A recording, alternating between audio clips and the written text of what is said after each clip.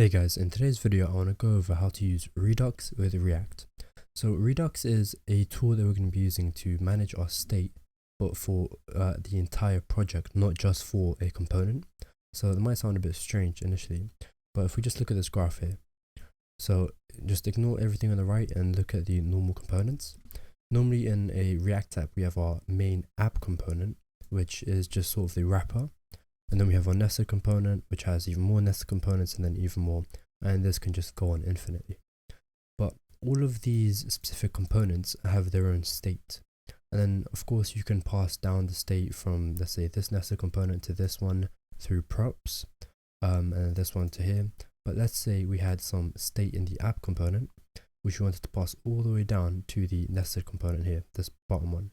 Well, we'd have to go through a couple of layers of props, and then that's not really a very easy manageable solution. And especially if our app got very big, this would be very, very hard to manage. So instead we have this global state.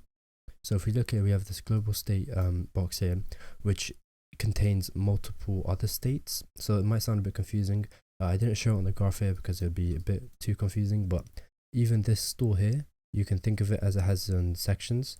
And then each one of those sections could be like an object. So this is just a very high level understanding. We'll go deeper into the code in a moment, but I just want to show you guys roughly how this works. So next, in our actual nested components, what we can do is we can dispatch an action to a reducer. So I'll explain what a reducer is in just a moment. But this will dispatch some sort of action. Let's say adds some sort of item to a list or something like that. And then we can give it a payload, so just an object with some data, like add a new person to the contacts list. And then the reducer will interpret that data and then put it into our global state. So this is a very high level understanding of it. And the main thing I want you guys to take away from this basic graph here is this global state can be given to any of these nested components without passing it down through props. And I'll show you guys how we're going to be able to code all this in just a moment. Okay, so to get started, the first thing we want to do is just create a new project. So what you want to do is open up your IDE and then also open up your terminal. You want to type in npx create react app and then specify whatever directory you want. So / just specifies the current directory. I've already run this and this will give you all these files I have here. So what we want to do is head over to the app.js. I'm also assuming a little bit of knowledge of React, just basic knowledge of React in this, otherwise this might be a bit confusing. So the project that I'm going to be creating is just a basic workout tracker where we can add a workout, so let's say gym, and then duration, for example, 2 hours. And then all of that state is going to be managed in our Redux state. So let's start off by actually first adding our dependencies. So once you've finished with the npx create react app, what you want to do is type in npm i, and you do need Node for this, Node package manager, npm i, and then we want react-redux. We want Redux as well. So Redux is the actual package, and react-redux lets us interact.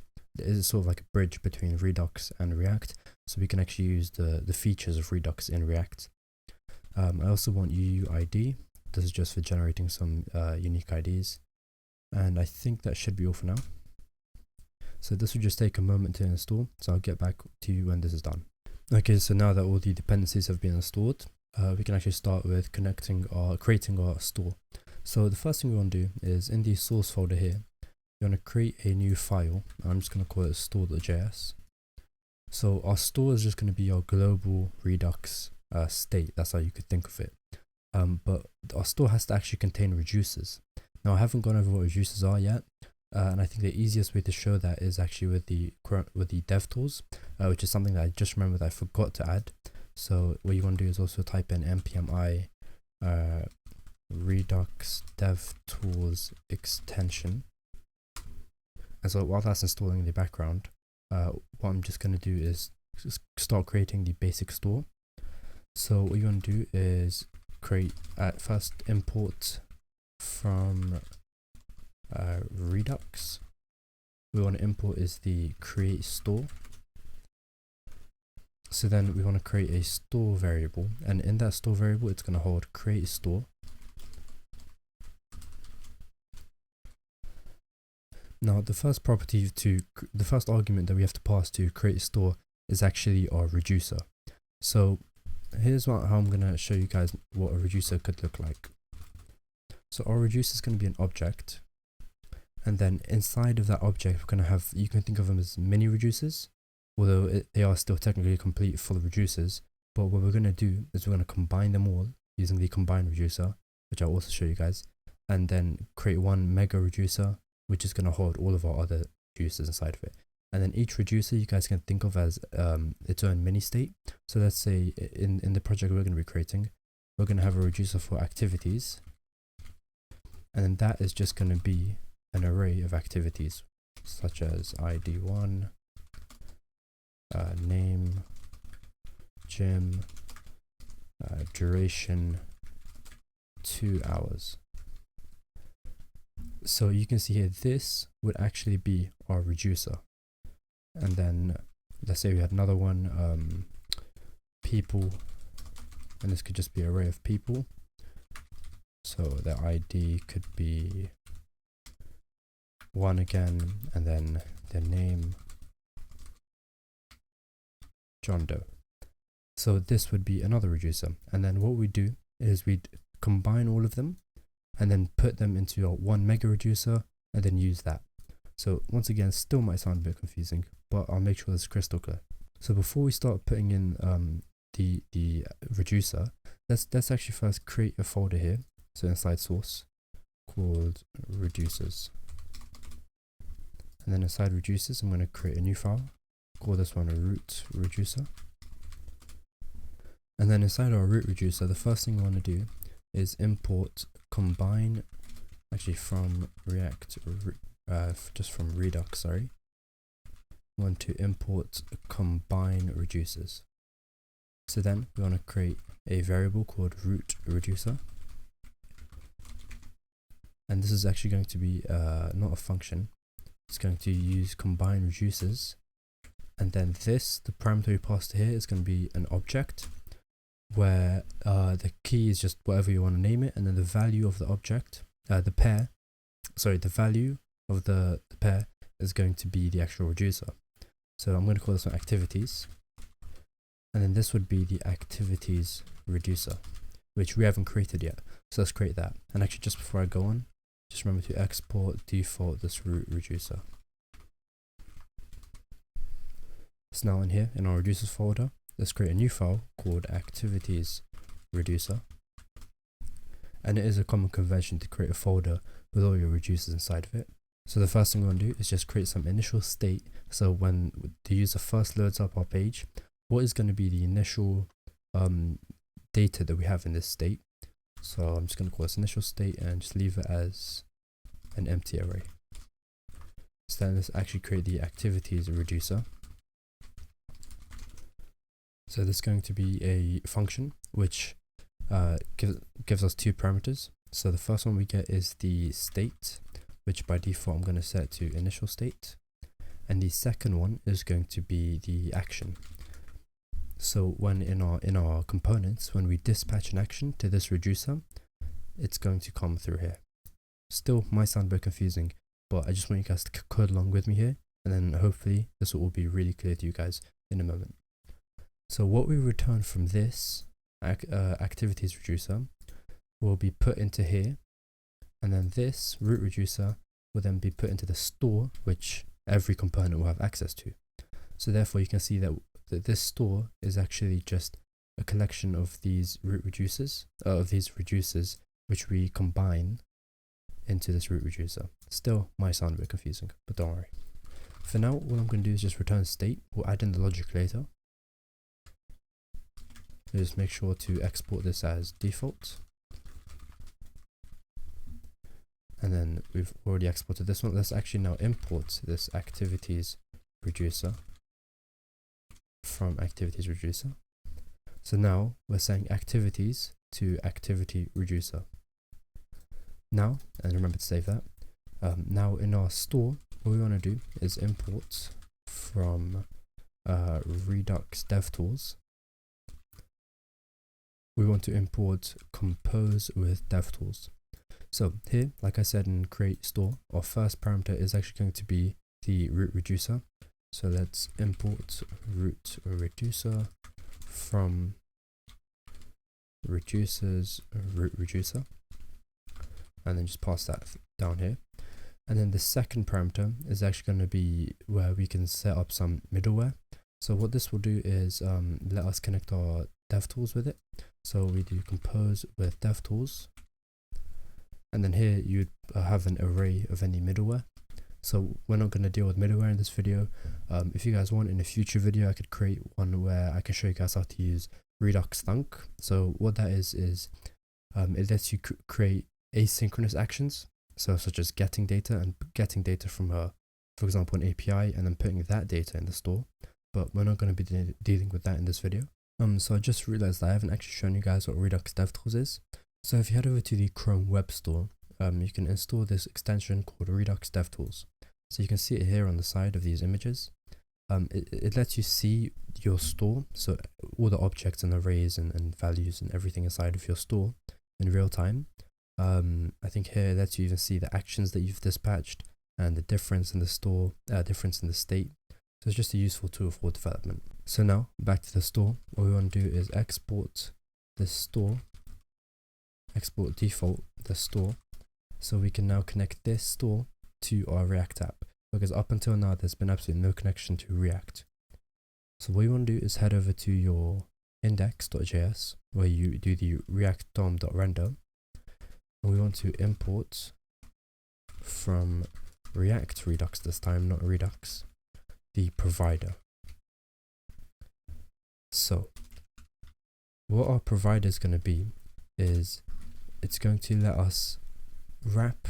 So what we want to use it for is to wrap your highest level component, so in this case it's the app component, in this provider. So I'll show you guys what I mean. So you do provider, and then you want to put this app inside of it, and then now every component inside of it is connected to Redux. But finally we have to actually connect to the store. So let me just import the store. This is the store that we just created. So now our app is connected through this provider to the store, and our store now has the root reducers, which are all of these ones. So in our case we only have one, but the reason I showed you guys root reducers is because 99% of the time you're going to have multiple reducers, and the activities reducer is actually this one, where for now all we're doing is returning an empty array as our initial state, and then that what we return from there gets put into here, which is once again in the store, which we're connecting to the app. So now let's actually start up our development server. So if you want to open up your terminal or run npm run start, this will create a development server on localhost 3000. And while this is loading, I'm just going to show you guys the DevTools. So if you open up your inspection tool, and then it should be on here somewhere. If it's not, then you just have to click these arrows and then click Redux. So now you guys can see we have this really nice looking Redux tool, where if you click over onto state here, you can see we have activities. So all of our reducers would be put here, and I'm actually going to make a change.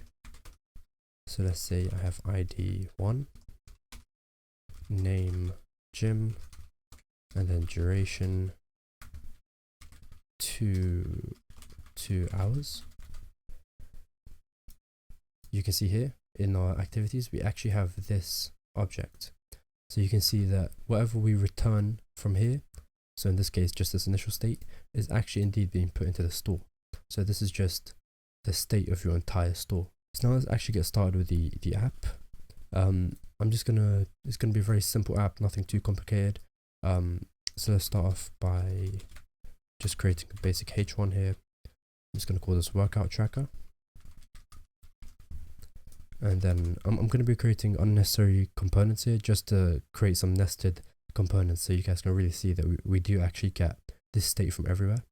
So let's just create one called workouts. Let's create a new folder in our source called components, and then create this workouts folder component. So we want to import React from React, And I'm going to be using functional components here, guys.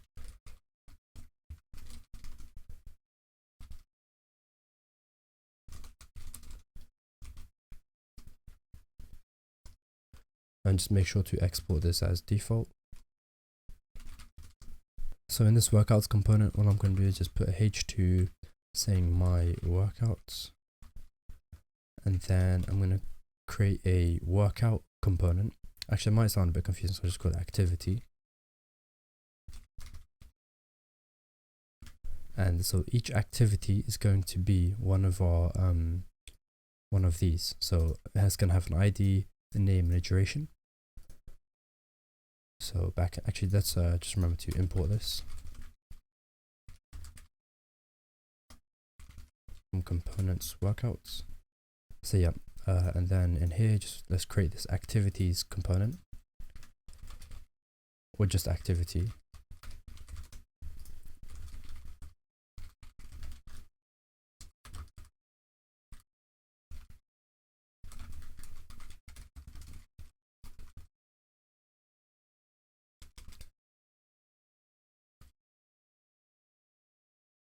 And just remember to export this as default. Okay, so now in this activity component, I'm just gonna this is just gonna be a component to present the data. So I'm just gonna give this a class name of activity wrapper.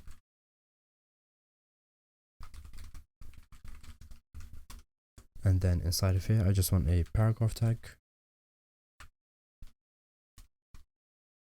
I'm gonna say activity.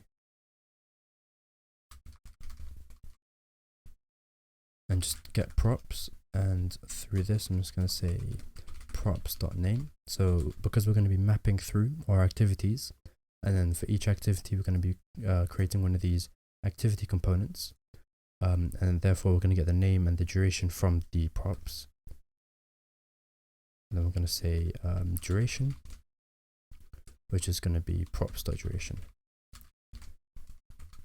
And then finally, I also just want to put in a button here, which is just going to be delete. So we're going to be creating add and delete. I'm not going to be doing edit. And we'll add the onClick for this one later. So now what I want to do is just test to see if everything's working. So we have an imported activity here.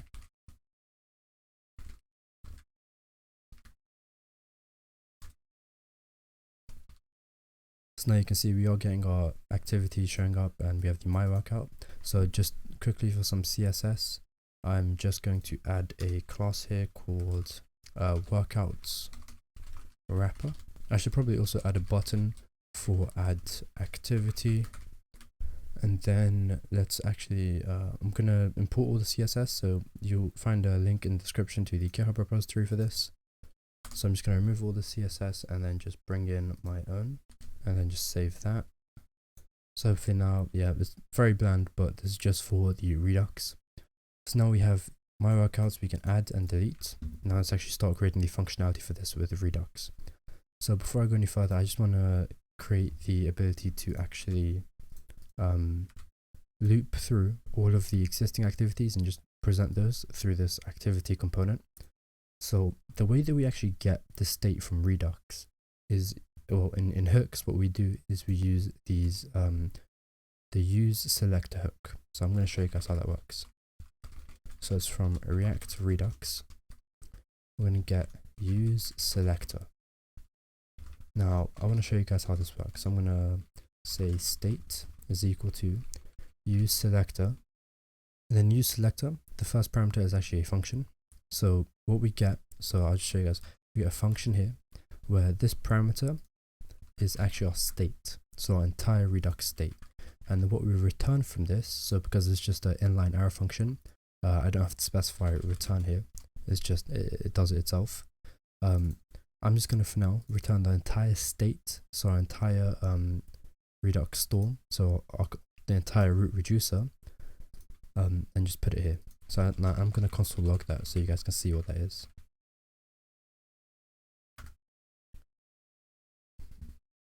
So now here you can see state is activities, and then inside activities we have all of our activities. So you can see this here is actually the same state that we have in our root reducer and therefore in our activities reducer. So now going back to here, I don't want the state, I don't want the entire state, I want the state.activities. And I should also mention that the name that we give this is the name that I'm calling here. So now our state is actually just the array of our activities. So now what I want to do is just loop through the state, which I'm actually just going to call activities, all activities. And then here in our JSX, just do all activities.map. And I'm just going to return the activity. And now I also want to show you guys what we get in this activity here. So I'm just going to, just forgot to remove this console log here. So to see what we get in all of our activities, I'm just going to console log it, and you can see here we get an object with ID, name, and duration. So I'm going to pass those down here. And also because we're doing map, we have to pass a key so React can distinguish between them. So activity.id is going to be the unique key. Name is going to be activity.name, and the duration is activity.duration. So now if we look here, we actually do get gym and 2 hours. So we're now passing in this data from our Redux state in our root reducer activities, and then the actual activities reducer, passing this state down to our activity, to our workouts component. Here we're getting that state, and we're passing those down as props to each, so we can just map through it really easily and just get the specific data for that activity. And I also realized I also should be passing ID so that we can later on when I do the delete functionality. So now let's actually do the add activity. So I'm going to create a new component for this, just to show you guys really, this isn't required, but I do want to show you guys that you really can just get the state from anywhere. So I'm going to go add activity.js, import react. Okay, so this is going to be a component. I'm going to give that containing a div with a class name of add. Then I'm going to create another div, give this a class name of input section, because we're going to need some input fields here. Then I'm going to add a paragraph tag for the label, so this is going to be activity, and then actual input, which can be a closed component. So I'm going to give this a name of name, so it's just going to be the workout's name, and I'm going to give this a placeholder activity name. So then let's just copy and paste this for the duration. This is going to say duration now, and the name is going to be duration. So now I just want some state to handle these values. So I'm just going to say data and set data, and it's going to be use state, where initially I just want this to be an empty object. So now I actually want to be able to capture these two input fields. So simple react on change, and we're going to create a handle change function. So on change handle change. So now let's create this function. And all we want to do is just grab the event here and do, so what we want to do is just set the state. To set data, we get the previous value, and then I'm going to return the previous value. So this is so we manipulate the state immutably, and then just say e.target.name, and then e.target.value. So now here, what we can do is create some state here as well. So use state,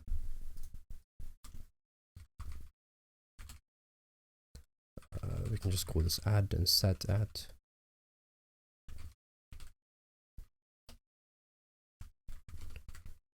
And so initially this is just going to be false. And so all I want to do is when add is true, I just want to show the add activity. So just remember to import that.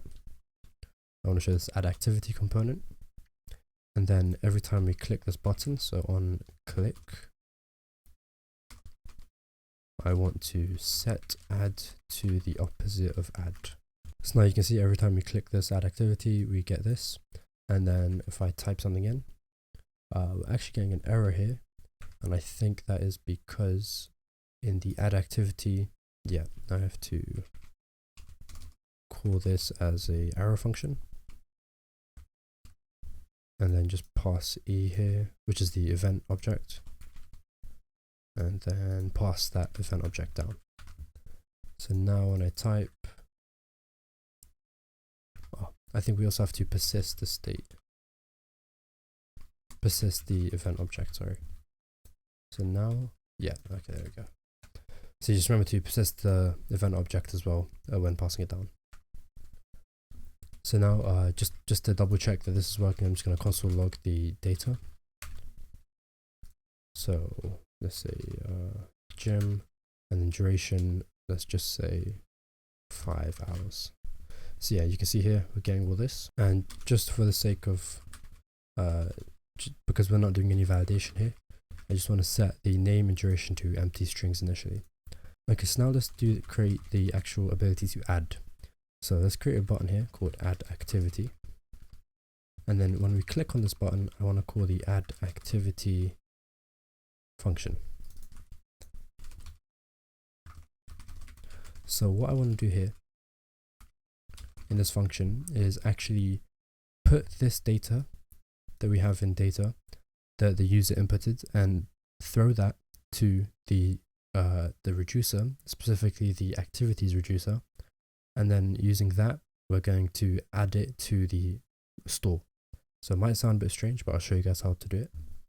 So the first thing we need is we need to import, I think it was use dispatch from react-redux. And what I always like to do, you don't have to do this, but I just say dispatch is equal to use dispatch, and make sure to call it as well. So then what we want to do is dispatch, and then this, you can see here, it says accept an action, which is going to be an object where we have to always, and this is a requirement, pass in the type. So the type is going to be you can think of as a name. So I'm going to call this create, and generally the common convention is to have this in all uppercase. Create activity.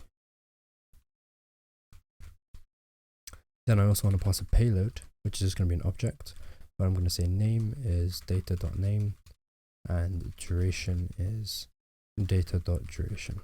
So now we have to actually create this create activity type here. So let's head over to our activities reducer. And now this action here, let me just bring up the add activity again. So this type and this payload, so everything inside of this dispatch object is going to be put into action. So if I destructure from action, I want to take the type and the payload. And then what I'm going to do is just use a switch statement.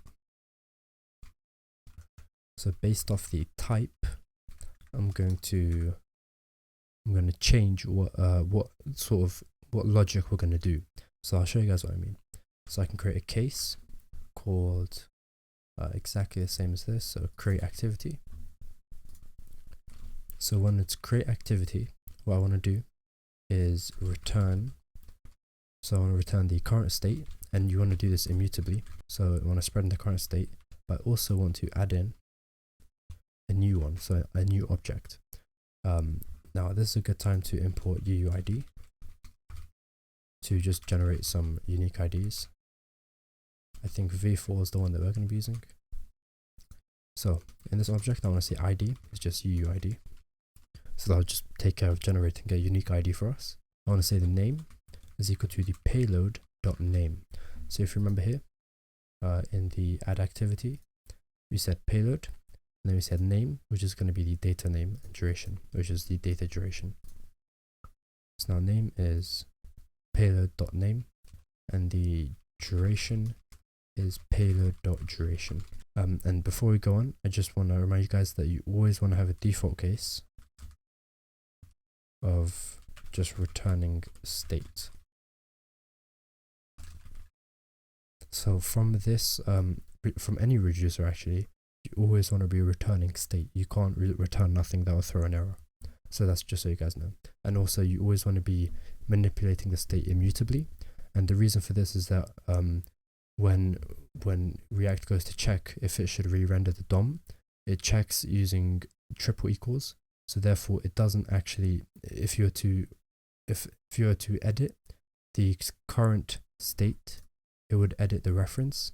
So therefore the triple equals would not be true. Might sound a bit confusing, but if you don't really need to know all that, all you need to know is that you can't edit the state directly. You have to edit it immutably. So like we're doing here, we're spreading it in, so we're creating a new copy. So now if we test this out, if we add something, so let's just call this gym2, and we say 3 hours. When I click add activity, you can see straight away we get this new one here. And then here we're actually console logging the state of the specific workout. And I actually just want to console log everything. So let me head over to workouts and then just console.log all activities. So now I'm just add a new one. So gym2, 5 hours. You can see that our new entry has been put here. And then this is, if we look at the Redux DevTools, you can see we've dispatched create activity. We can even see the difference. So you can see that this is a newly added object. And then when we look at the entire state, you can see we have both of these here, and we can keep adding more. So just keep adding more, and then all of them have unique IDs. And yeah, you can see they're all different. So finally, I just want to actually be able to delete something. So the delete, if we head over to a individual activity. So on this delete, let's create an onClick, delete activity. So I want to create a delete activity function. And what I want to do is dispatch. So we're going to have to import use dispatch from react-redux. And what we want to do is dispatch a delete request. So what we want to do is just personal preference. I like to say const dispatch is equal to use dispatch. And we want to dispatch another action. So once again, we have to put type because type is always required. And I want to say type. This is going to be, let's just say delete activity. And then I also want to pass a payload so it knows which activity to delete. I'm just going to say ID is equal to props.id. So if you remember here, we do pass down the ID into each activity. So now we do have this delete activity. So let's create some logic for that. So here in the activities reducer, let's create a new case for delete activity. And then here what we're going to do is we're going to return, or actually let's first remove the ID from the entire object with that ID from our state, and then return the new updated state without that object of whichever activity we're removing. So I'm just going to create a copy state, which is just going to be state. So we don't mess with the state directly, but immutably. I want to find ID of object to remove. So to do that, we're just going to say, I'm just going to say I, so it's just going to be the index of the element we have to remove. It's going to be equal to copy state dot find index. So there's just going to be a function where whenever so this is going to loop through them all and say whenever the ID is equal to payload.id. So if you guys remember, in the activity, we pass payload with ID. So whenever we find that specific ID, I just want to return. So that's all this is doing, is finding the index. And then using that index, I want to do copy state dot splice. From that index, I just want to remove one element. So just that individual element. And then I want to return copy state. And I'm also dealing with that immutably as well. So now when we delete something, we're going to create just a copy. We're going to find the index of that element. Then from the copy state, we're going to remove it. And then once that's removed, we're just going to set the state as the copy state. So now if we test this out, if I create one, yoga 2 hours, if I click delete, you can see we are actually deleting it. And here you can see we are dispatching this delete activity. So I can delete this one as well, and you can see it's no longer here. So that was the basics of Redux. I'm just going to go through everything one more time to make everything really clear to you guys. So starting from the top, if we head over to our store, we're creating a store. We're setting up our root reducers. We're saying compose with DevTools. This is also where you would have an array of all your middleware. I'm not going to be going through middleware, but like I said, if you guys want, I can go through how to use Redux Thunk to make asynchronous requests and then put the result of that asynchronous request into your store, but that's for another video. So we create our store. Now let's look into the root reducer. So this is just going to be an array of many reducers, an object with multiple reducers. So we only need one, but I wanted to show you guys how you would do this if you had multiple reducers, which you would have 99% of the time. Then in our activity reducer, we're setting some initial state here, and then we're destructuring the type and payload from our action, which we passed in through pretty much all of the dispatches. Type is required and payload is optional, but yeah, we are passing that in, and then we're getting access to them here. So we created 2 possible actions. So the first one is a create, where we're immutably updating the state, creating a new ID, and passing the name and duration of that specific activity. And then we also created a delete. So this would just create a copy of the state, then change that state, find the index of whichever element we have to remove, removes it, and then returns that updated state with that removed element. And then in our workouts, what we're doing is we're getting access to the entire state, or actually just the activities, using the use selector. So this state is this entire state object here. So it will be this whole thing, even if we add more reducers. We're saying we just want the activities reducer. So therefore we're just getting all of these. And then we're looping through that array with a map, creating an activity component for each one, and then passing down all the relevant data as props. And then within that activity component, we're allowing the ability to dispatch a delete request. So we're saying delete activity, which is this case right here. And we're also just showing that data as well, of course. So that was the basics of Redux. I didn't go over everything. One of the things I didn't go over was making asynchronous requests. Another thing I didn't go over was how you would generally you actually wouldn't dispatch in this way. So normally this is just going to be a little thing we're going to go over now. You would actually create a file for this, such as actions, and then in each action you would have this data. The reason for that is to prevent errors. It doesn't actually change or affect the code really, but it's just to prevent errors and create consistency within your app. But that seemed a little bit overkill for such a small app. So I hope you guys enjoyed the video. Thanks for watching. Like, comment, and subscribe. Let me know if you guys want anything else. I'm open to suggestions. This channel's mainly been about React, but I could also do things like Go, or I'm pretty good with PHP Lumen.